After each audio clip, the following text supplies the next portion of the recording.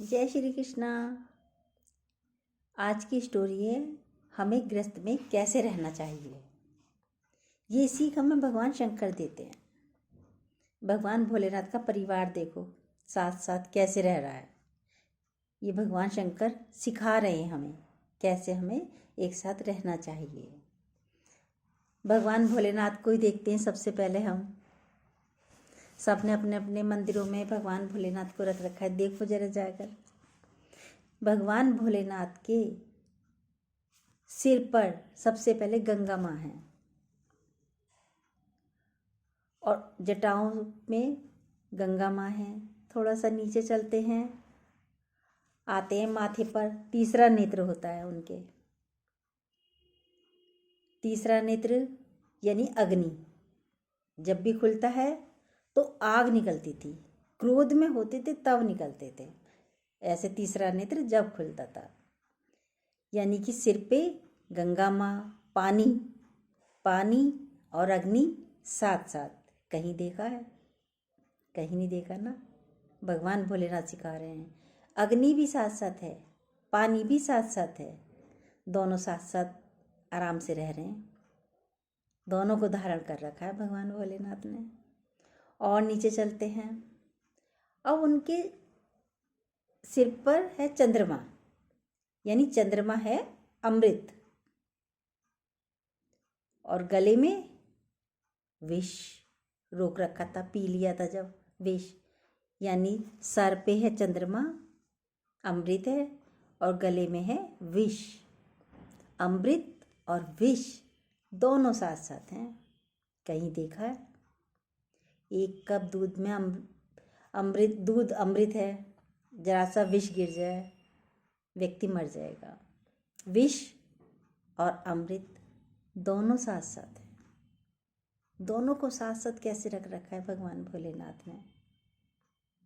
और चलो आगे चलते हैं। अब उनके गले में है नाग, सर्प, और उनका बेटे जो गणेश जी हैं उनका वाहन क्या है? चूहा।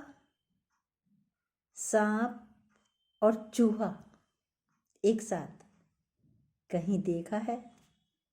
सांप और चूहा। सांप चूहों को खा जाता है, लेकिन उनके गले में सर्प है और गणेश जी का वाहन चूहा है। दोनों साथ साथ हैं, बड़े मज़े से रह रहे हैं।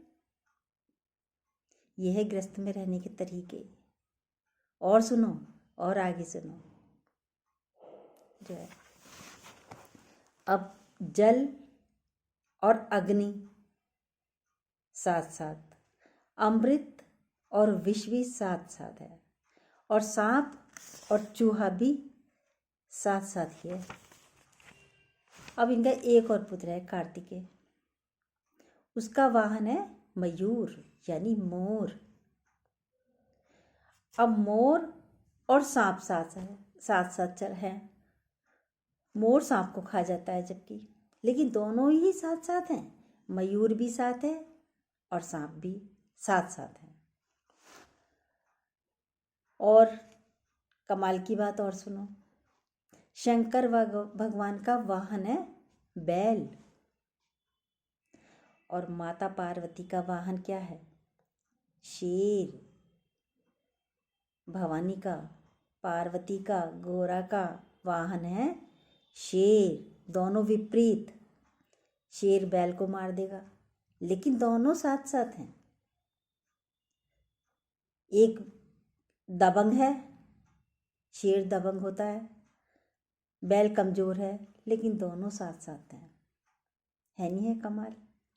और आगे चलते हैं। भगवान शंकर लगाते हैं शरीर पे भभूत। कभी भी देखा होगा भगवान शंकर को, देखो भगवान शंकर के पूरे शरीर पे भभूत लगी होती है, और साथ में क्या रहते हैं उनके? भूत। दोनों विपरीत।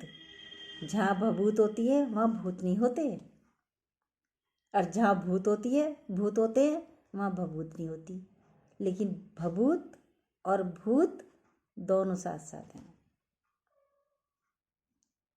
देखो भगवान शंकर हमें कैसे सिखा रहे हैं, आपस में रहना कैसे सिखा रहे हैं। दोनों ही आपस में मारने वाली चीज़ें हैं, एक दूसरे को काटने वाली चीज़ें हैं, एक दूसरे के साथ रहने वाले नहीं हैं, लेकिन रह रहे हैं। सबको साथ लेकर कैसे अपनी समाधि में शांत बैठे हैं भगवान भोलेनाथ, कूल रह के एकदम। जब भगवान इतनी खतरनाक चीज़ें लेकर चल सकते हैं तो हमारे साथ तो कोई भी खतरनाक नहीं है। इतना जानवर नहीं है, इंसान ही है। हम इंसानों के साथ भी नहीं रह सकते, सबसे कट के चलते हैं, द्वेष भावना लगी पड़ी है। तो प्रेम से भगवान शंकर से सीखो ना, कैसे भगवान रह रहे हैं। जानवरों में तो विवेक भी नहीं होता, इंसानों में विवेक है, तब भी प्रेम नहीं है। वो प्रेम से रह रहे हैं भगवान भोलेनाथ के साथ सब, चूहा भी, मयूर भी, सांप भी, बैल भी, सब, और अमृत विश्व भी, कितने साथ साथ रह रहे हैं। हमारे पास तो ज्ञान है, क्या हम सब साथ नहीं रह सकते। आज रिश्तों में प्यार है ही नहीं, सब में लड़ाई झगड़ा लगा पड़ा है। सास बहू की नहीं बनती, दरानी जिठानी की नहीं बनती, माँ बेटी की नहीं बनती, ये तो लेडीज़ों की बात है, जेंट्सों में भी नहीं बनती। भाई भाई की नहीं बनती, पिता पुत्र की नहीं बनती, माँ बेटे की नहीं बनती है, बहन भाई की नहीं बनती है। क्यों? क्योंकि सबको एक इच्छाएं लगी पड़ी है, इच्छा के कारण हम प्यार करते हैं, और इच्छा से ही हमारी नफरत बढ़ती चली जा रही है गृहस्थियों में। इच्छा हटा दोगे तो प्रेम आ जाएगा। तो इच्छा भी क्या है, सबके साथ रहना बहुत अच्छा लगता है, संबंध मजबूत होते हैं। हंसकर रहो, प्रेम से रहो, मुस्कुराते रहो, आगे ऐसे ही चलते रहो।